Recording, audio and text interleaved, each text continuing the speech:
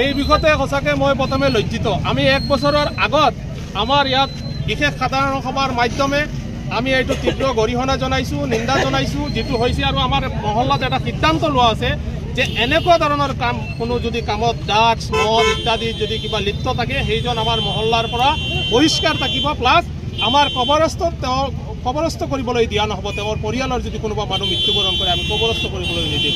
আৰু এইটো বিশেষকৈ আমি অত্যন্ত লজ্জা পাইছোঁ, দুখ পাইছোঁ। আৰু এই মানুহজনক আমি জনামতে বিধায়ক সিৰাজউদ্দিন আজমল চাহাবে ইমান মৰম কৰে, তাৰ পিছত যে এনেকুৱা ধৰণৰ কাৰ্য কৰাটো আমি উচিত বুলি ভবা নাই।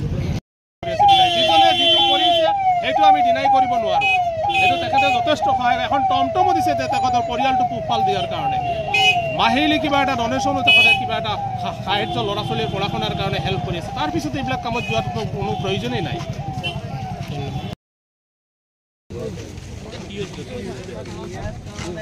আমাৰ ছাৰসকল আহি আমিতো ক'ব নোৱাৰোঁ, ঘৰত আছিলোঁ। পিছত গম পালোঁ ইয়াৰ ড্ৰাগছ পোৱা গৈছে, টেবলেট প্ৰায় এটা পেকেটত 200 টাকে টেবলেট। আৰু টোটেল পেকেট পোৱা গৈছে 39টা, মানে 39।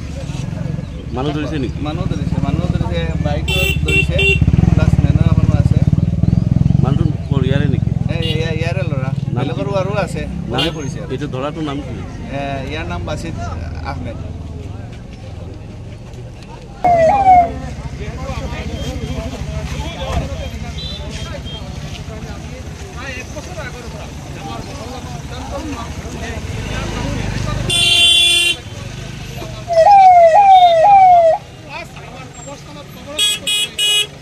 অহাকালি শুক্ৰবাৰ এইটো আমি একদম পুৰা একশ্যন ল'ব লাগে, আমি গাঁৱৰ পৰা ল'ব লাগে।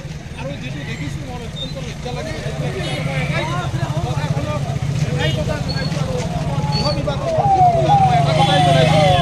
এনেকুৱা ধৰণৰ কাণ্ডত লিপ্ত থকা মানুহবিলাকৰ ডাইৰেক্ট এনকাউণ্টাৰ কৰিব লাগে। তাতে আমাৰ কোনো ওজৰ আপত্তি নাই, ডাইৰেক্ট এনকাউণ্টাৰ কৰিব লাগে। এনেকুৱা ধৰণৰ মানুহ যিবিলাক লিপ্ত থাকে এনেকুৱা ধৰণৰ কামত। এইজনক বিধায়ক সিৰাজউদ্দিন আজমল চাহাবে ইমান মৰম কৰে, তেখেতক এখন টমটম দিছে, মাহেকীয়া কিবা এটা সহায় কৰি আছে, তাৰপিছতো এইবিলাক কাম কৰাটো বৰ লজ্জাজনক কথা। আজমল চাহাবৰ ওচৰত গ'লেই তেওঁক কিবা নহয় কিবা এটা হেল্প কৰে মানুহজনক, কিন্তু এনেকুৱা ধৰণৰ কাৰ্য অত্যন্ত মানে জঘন্য বুলি আমি ভাবোঁ।